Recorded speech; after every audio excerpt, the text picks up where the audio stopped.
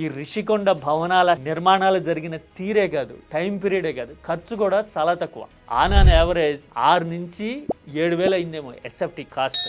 ఎందుకంటే మొత్తం బడ్జెటే 400 కోట్లు అని చెప్తుంటే అందులో కొండ తొలచడానికి 100 కోట్లకు పైగా ఖర్చు అయింది. మరి ఈ మేర భవనాలు 260 నుంచి 300 కోట్లతో నిర్మించడం అంటే ఎంత కాస్ట్ ఎఫెక్టివ్, ఎంత ట్రాన్స్పరెంట్గా జరిగింది అనుకోవాలి. పైగా భవనాల్లో ఆ బ్లాక్లకు పేర్లు కూడా చూడండి, విజయనగర, గజపతి, కళింగ, వేంగి అని పెట్టారు.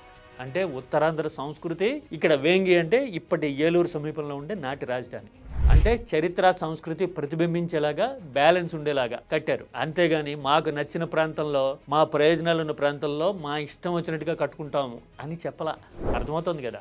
మరి ఇంత జరిగినా కానీ ఇప్పుడు ఆ భవనాలని చూస్తే జనం అవునా వాస్తవాలు ఇలా ఉంటే ఇంత ఫాల్స్ హుడ్ మన మీద, మన నెత్తి మీద డాన్స్ చేసింది ఇంతకాలం అని అనుకుంటూ ఉన్నారు. అలా అనుకుంటారు కాబట్టే భవనాలు పెచ్చులు ఉడుతున్నాయి అనే పిచ్చి ప్రచారాన్ని రెచ్చిపోయి చేయడం చూస్తాం.